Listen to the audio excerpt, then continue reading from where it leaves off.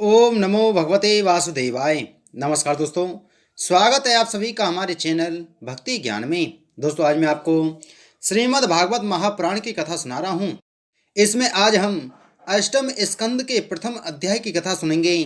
दोस्तों, पिछली कथा में हमने सुना था गृहस्थों के लिए मोक्ष धर्म का वर्णन। आज की कथा में हम श्रवण करेंगे मनवंतरों का वर्णन। राजा परीक्षित ने पूछा, गुरुदेव, स्वयंभू मनु का वंश विस्तार मैंने सुन लिया। इसी वंश में उनकी कन्याओं के द्वारा मरीचि आदि प्रजापतियों ने अपनी वंश परंपरा चलाई थी। अब आप हमसे दूसरे मनुओं का वर्णन कीजिए। ब्रह्मन ज्ञानी महात्मा जिस जिस मनवंतर में महामहिम भगवान के जिन जिन अवतारों और लीलाओं का वर्णन करते हैं, उन्हें आप अवश्य सुनाइए। हम बड़ी श्रद्धा से उनका श्रवण करना चाहते हैं। भगवान विश्व भावन भगवान बीते हुए मनवंतरों में जो जो लीलाएं कर चुके हैं, वर्तमान मनवंतर में जो कर रहे हैं और आगामी मनवंतरों में जो कुछ करेंगे, वह सब हमें सुनाइए। श्री सुखदेव जी ने कहा, इस कल्प में स्वयंभव आदि 6 मनवंतर बीत चुके हैं। उनमें से पहले मनवंतर का मैंने वर्णन कर दिया। उसी में देवता आदि की उत्पत्ति हुई थी। स्वयंभव मनु की पुत्री आकुति से यज्ञ पुरुष के रूप में धर्म का उपदेश करने के लिए तथा देवहूति से कपिल के रूप में ज्ञान का उपदेश करने के लिए भगवान ने उनके पुत्र रूप से अवतार ग्रहण किया था। परीक्षित, भगवान कपिल का वर्णन मैं पहले ही तीसरे स्कंद में कर चुका हूँ। अब भगवान यज्ञ पुरुष ने आकुति के गर्भ से अवतार लेकर जो कुछ किया, उसका वर्णन करता हूँ। परीक्षित, भगवान स्वयंभू मनु ने समस्त कामनाओं और भोगों से विरक्त होकर राज्य छोड़ दिया। वे अपनी पत्नी सतरूपा के साथ तपस्या करने के लिए वन में चले गए।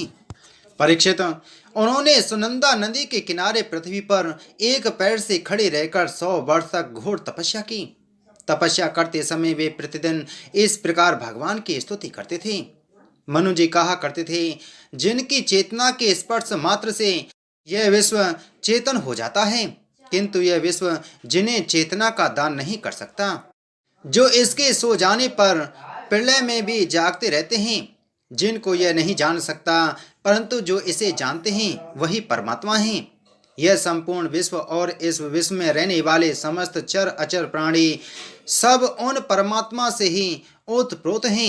इसलिए संसार के किसी भी पदार्थ में मोह न करके उसका त्याग करते हुए ही जीवन निर्वाह मात्र के लिए उपभोग करना चाहिए। तृष्णा का सर्वथा त्याग कर देना चाहिए। भला ये संसार की संपत्तियां किसकी हैं? भगवान सबके साक्षी हैं। उन्हें बुद्धि, वृत्तियां या नेत्र आदि इंद्रियां नहीं देख सकती, परंतु उनकी ज्ञान शक्ति अखंड है। समस्त प्राणियों के हृदय में रहने वाले उन्हीं स्वयं प्रकाश असंग परमात्मा की शरण ग्रहण करो, जिनका ना आदि है ना अंत, फिर मध्य तो होगा ही कहाँ से। जिनका ना कोई अपना है और ना पराया, और ना बाहर है ना भीतर। वे विश्व के आदि अंत मध्य, अपने पराये, बाहर और भीतर सब कुछ हैं। उन्हीं की सत्ता से विश्व की सत्ता है। वही अनंत वास्तविक सत्य पर ब्रह्म है। वही परमात्मा विश्व रूप हैं। उनके अनंत नाम हैं।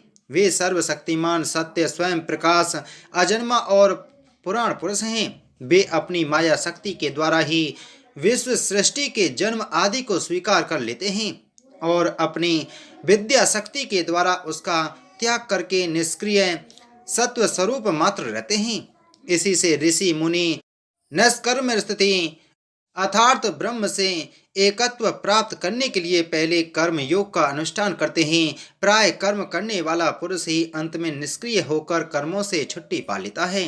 यूँ तो सर्वशक्तिमान भगवान भी कर्म करते हैं, परंतु वे आत्म लाभ से पूर्ण काम होने के कारण उन कर्मों में आसक्त नहीं होते। अतः उन्हीं का अनुसरण करके अनासक्त रहकर कर्म करने वाले भी कर्म बंधन से मुक्त ही रहते हैं। भगवान ज्ञान स्वरूप हैं, इसलिए उनमें अहंकार का लेश भी नहीं है। वे सर्वतः परिपूर्ण हैं, इसलिए उन्हें किसी भी वस्तु की कामना नहीं है। वे बिना किसी की प्रेरणा के स्वच्छंद रूप से ही कर्म करते हैं। वे अपनी ही बनाई हुई मर्यादा में स्थित रहकर अपने कर्मों के द्वारा मनुष्यों को शिक्षा देते हैं। वे ही समस्त धर्मों के प्रवर्तक और उनके जीवन दाता हैं। मैं उन्हीं प्रभु की शरण में हूँ। श्री सुखदेव जी कहते हैं, परीक्षित, एक बार स्वयं मनु एकाग्रचित से इस मंत्र में उपनिषद स्वरूप स्तुति का पाठ कर रहे थे। उन्हें नींद में अचेत होकर बड़बड़ाते जान भूखे असुर और राक्षस खा डालने के लिए उन पर टूट पड़े। यह देखकर अंतर्यामी भगवान यज्ञ पुरुष अपने पुत्र याम नामक देवताओं के साथ वहां आए। उन्होंने उन खा डालने वाले निश्चय से आए हुए असुरों का संहार कर डाला और फिर वे इंद्र के पद पर प्रतिष्ठित होकर स्वर्ग का शासन करने लगे। परीक्षित, दूसरे मनु हुए स्वारोचिस। वे अग्नि के पुत्र थे। उनके पुत्रों के नाम थे धूमान, सुसेन और रोचिसमान आदि। उस मनवंतर में इंद्र का नाम था रोचन। प्रधान देवगण थे तुषित आदि, ऊर्ज स्तंभ आदि वेदवादिगण सप्तऋषि थे। उस मनवंतर में देवशिरा नाम के ऋषि की पत्नी तुषिता थी। उनके गर्भ से भगवान ने अवतार ग्रहण किया और विभु नाम से प्रसिद्ध हुए। वे आजीवन नैष्टिक ब्रह्मचारी थे। उन्हीं के आचरण से शिक्षा ग्रहण करके 88,000 व्रतनिष्ठ ऋषियों ने भी ब्रह्मचर्य व्रत का पालन किया। तीसरे मनु थे उत्तम। वे प्रिय व्रत के पुत्र थे। उनके पुत्रों के नाम थे पवन, संजय, यज्ञहोत्र आदि। उस मनवंतर में वशिष्ठ जी के प्रमद आदि 7 पुत्र सप्तऋषि थे। सत्य, वेदश्रुत और भद्र नामक देवताओं के प्रधान गण थे और इंद्र का नाम था सत्यजित। उस समय धर्म की पत्नी सुनता के गर्भ से पुरुषोत्तम भगवान ने सत्यसेन के नाम से अवतार ग्रहण किया था। उनके साथ सत्यव्रत नाम के देवगण भी थे। उस समय के इंद्र सत्यजित के सखा बनकर भगवान ने असत्य परायण, दुशील और दुष्ट यक्षों, राक्षसों एवं जीवद्रोही भूतगणों का संहार किया। चौथे मनु का नाम था तामस। वे तीसरे मनु उत्तम के सगे भाई थे। उनके पृथु, ख्याति, नर, केतु इत्यादि 10 पुत्र थे। सत्यक, हरि और वीर नामक देवताओं के प्रधान गण थे। इंद्र का नाम था त्रिशिख। उस मनवंतर में ज्योतिर्धाम आदि सप्तऋषि थे। परीक्षित, उस तामस नाम के मनवंतर में विद्रति के पुत्र वैद्रति नाम के और भी देवता हुए। उन्होंने समय के फेर से नष्ट प्राय वेदों को अपनी शक्ति से बचाया था, इसलिए ये वैद्रति कहलाए। इस मनवंतर में हरिमेधा ऋषि की पत्नी हरिणी के गर्भ से हरि के रूप में भगवान ने अवतार ग्रहण किया।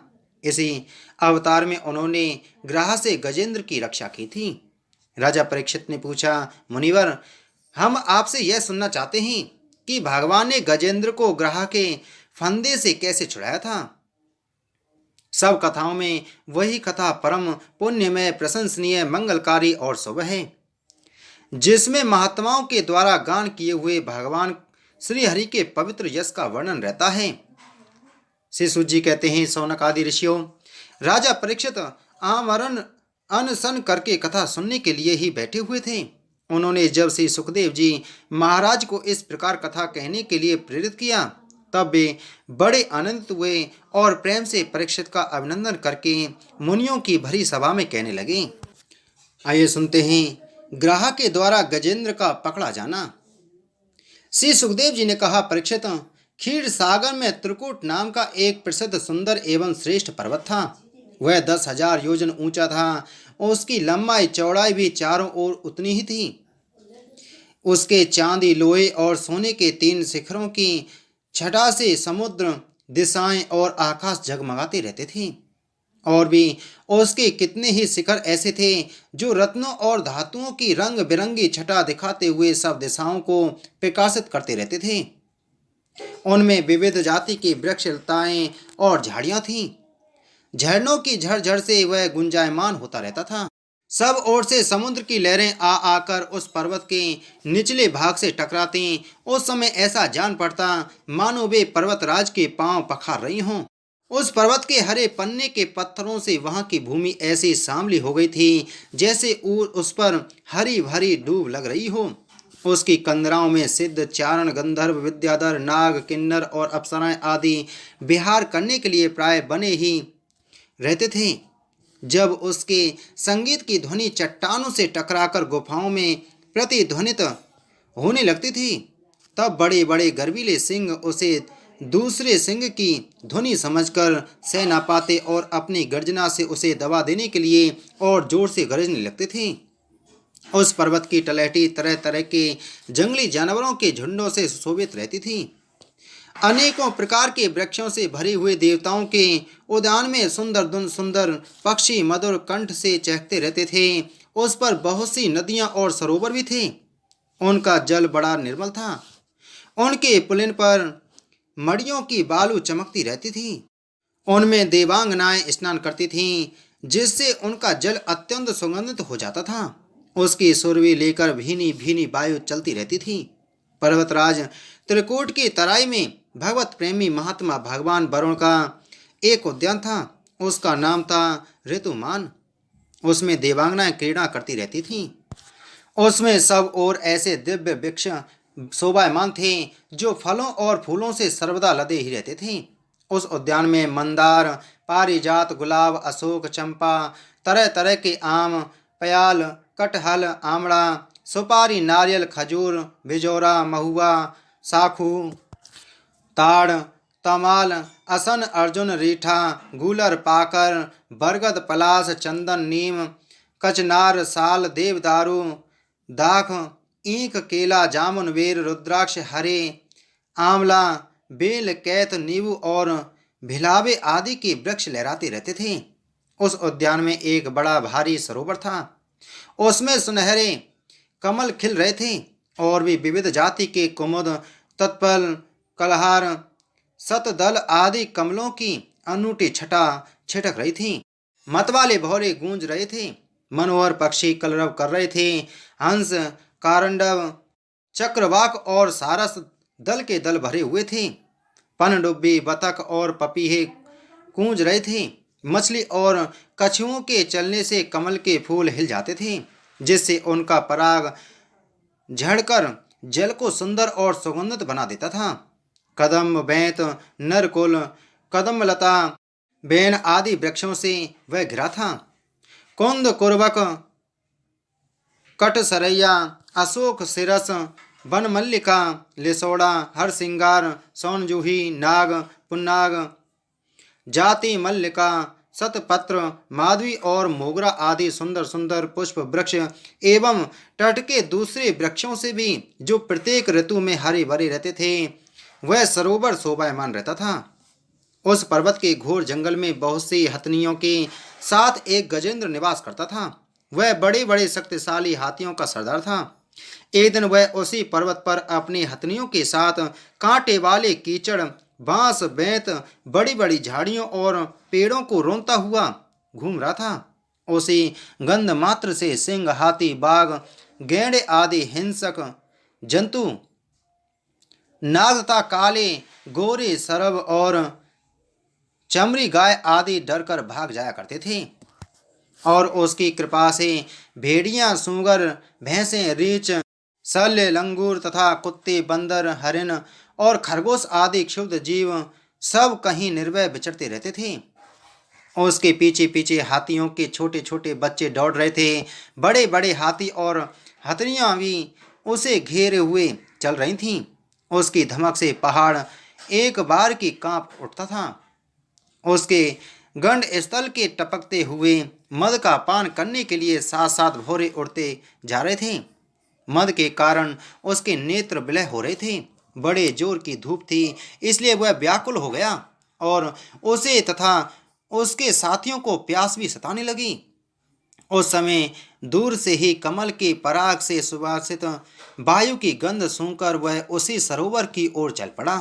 उसकी शीतलता और सुगंध लेकर वायु आ रही थी। थोड़ी ही देर में वेग से चलकर वह सरोवर के तट पर जा पहुंचा। उस सरोवर का जल अत्यंत निर्मल एवं अमृत के समान मधुर था।